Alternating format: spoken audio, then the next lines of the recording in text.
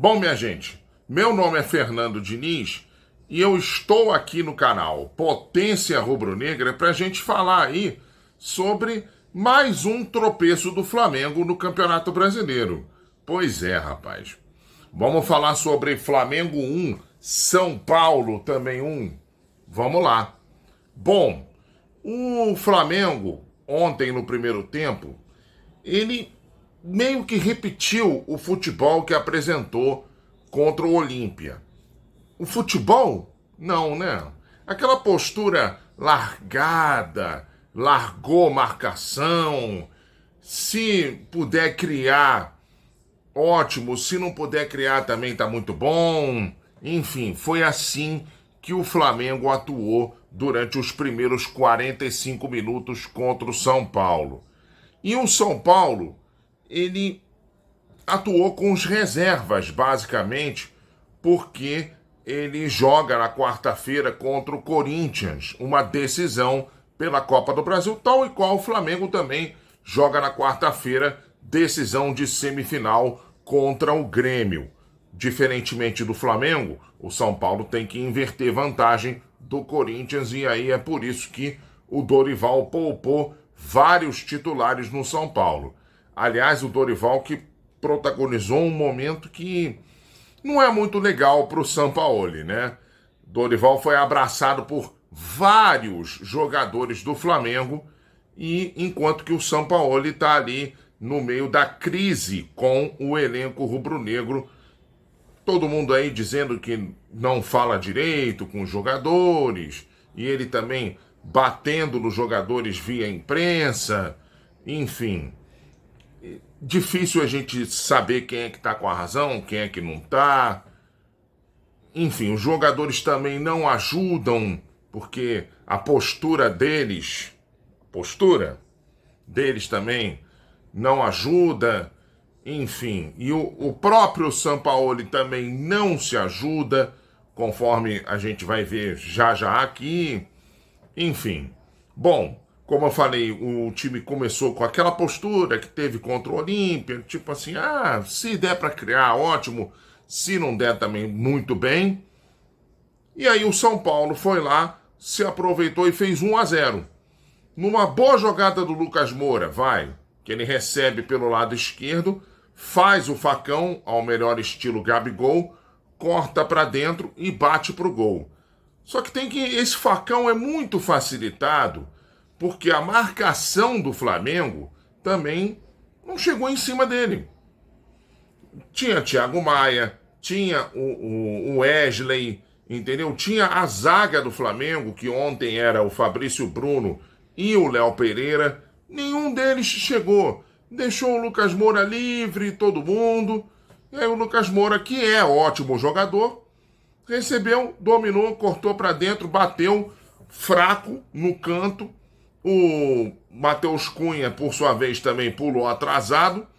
E aí o Lucas Moura fez Flamengo 0, São Paulo 1 no Maracanã.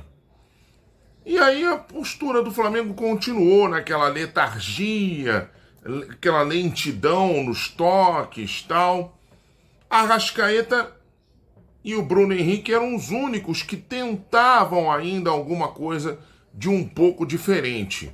Mas mesmo assim, não conseguiam não.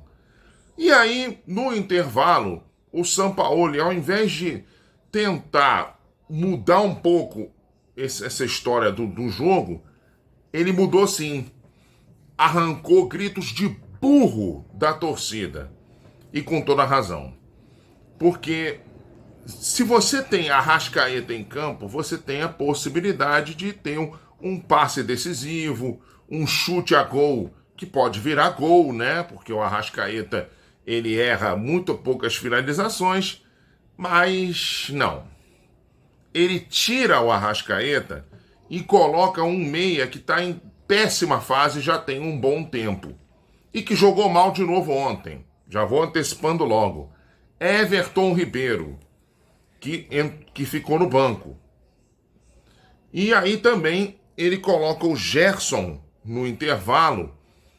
E o Gerson também melhorou um pouquinho o time. vai, no intervalo, a entrada do Gerson. Mas o Flamengo, ele acabou também não fazendo aquela pressão que a gente imaginava, tá?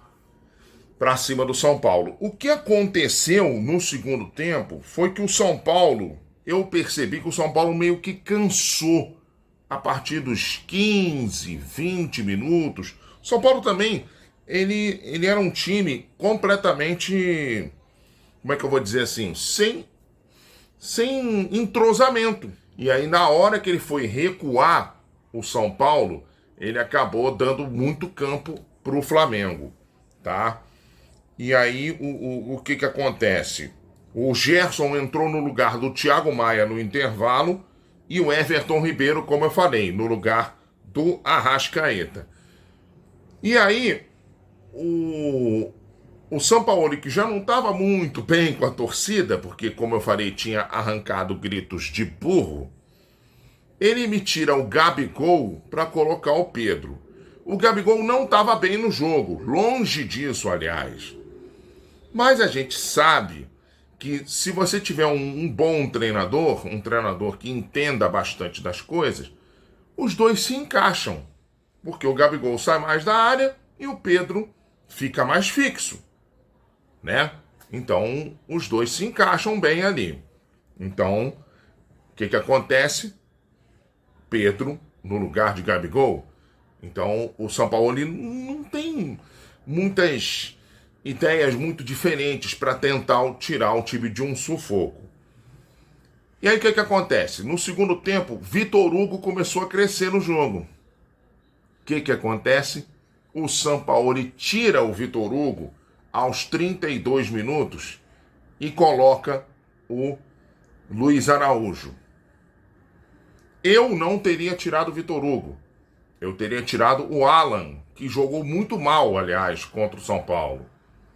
Tá? Além de não acertar muitos passes, por exemplo, o Alan não marcou muito bem o time do São Paulo.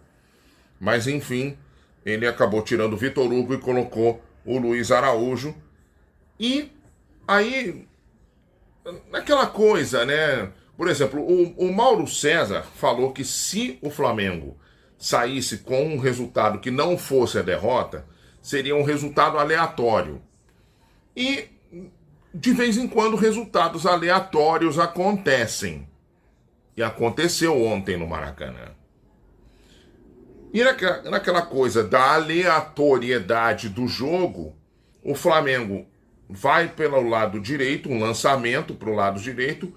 O Luiz Araújo, que até agora eu não sei se estava em posição de impedimento ou não, que é um lance muito difícil. Uma linha do VAR que não é tão claramente bem traçada, tá? E aí o Luiz Araújo recebe pelo lado direito, corta para dentro da área, e aí, para mim, o Luiz Araújo sofre o pênalti do Michel Araújo, o jogador uruguaio do São Paulo. Porque na hora que ele passa pelo Michel, o Michel bota o pé direito para trás e aí é pênalti para o Flamengo. Pênalti que, aliás, o árbitro não teve dúvidas, marcou na hora. E aí o Pedro vai bater o pênalti e, para variar, ele bate mal. Ele não bate bem pênalti, o Pedro. Tanto que o goleiro do São Paulo toca na bola, mas a bola entra e dá um certo alívio, a galera do Flamengo lá no Maracanã e empata o jogo. 1-1 Flamengo e São Paulo. O Flamengo merecia o empate? Pelos últimos 15 minutos, sim, mas pelo jogo todo, não. Não merecia o empate, não. Mais uma vez o Flamengo jogou mal, mais uma vez o Flamengo me parecia não querer buscar o empate, mas acabou buscando e achando o empate, tá? Um clima de muita pressão, de muito nervosismo da torcida, com toda a razão. Aliás, a torcida criticou a beça a diretoria com toda a razão. criticou a beça o Jorge Sampaoli, chamou ele de burro, e criticou o time também. Vários jogadores foram criticados, à exceção do Arrascaeta e do Bruno Henrique, tá? Foram aí alguns dos poucos poupados pela torcida, com toda a razão, diga-se de passagem. Bom, e aí na coletiva, o Sampaoli, ao invés de tentar amenizar um pouco o lado dele, não, botou mais lenha na fogueira. O Sampaoli, que tinha dito anteriormente, antes de vir para o Flamengo, que era o treinador que tinha que se adaptar aos jogadores, ele disse que eram jogadores que tinham que se adaptar ao treinador. Sinceramente, na minha opinião, eu acho que tem que ter uma adaptação dos dois lados, tanto dos jogadores quanto do treinador. Não adianta você ficar tentando impor seu sistema de jogo aos jogadores, sendo que os jogadores não conseguem jogar no seu sistema de jogo, por exemplo. E não adianta também aos jogadores não quererem se adaptar ao sistema do treinador, tá? Sendo que o treinador só tem aquele sistema, por exemplo. Então, eu acho que tem que ter uma adaptação de lado a lado, tá? Para que a coisa funcione em qualquer time de futebol, em qualquer bom time de futebol. Você vê, o Jorge Jesus dificilmente jogava com 2 centroavantes em cada um dos times dele. Ele jogava com um só na frente, né? E aí no Flamengo ele jogava com 2 centroavantes móveis. O nosso querido Dorival Júnior, ele sempre jogou com 3 atacantes. No Flamengo jogou com 2, né? E o Everton Ribeiro e a Arrascaeta chegando bastante. Então tem que ter sim essa adaptação dos dois lados. E o Sampaoli está muito perdido no Flamengo, a verdade é essa. Ele não consegue ter esse entendimento com os jogadores também, muito não. Tá bom?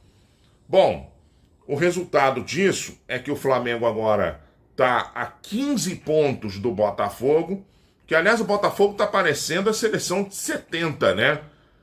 Jogando um futebol de troca de passes maravilhoso na frente e tal.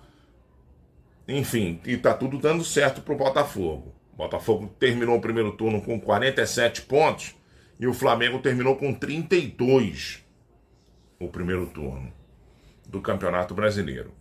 E agora, quarta-feira, teremos Flamengo e Grêmio, a decisão da semifinal da Copa do Brasil. Em que clima o Flamengo vai decidir a semifinal da Copa do Brasil, hein? Será que vamos ter muita pressão da torcida? Ou será que o Flamengo vai dizer, não, peraí, a gente tem que conquistar um título nesse ano? Será que o Flamengo vai estar munido desse espírito? Ou será que vai estar munido do espírito de tentar derrubar o treinador? Né?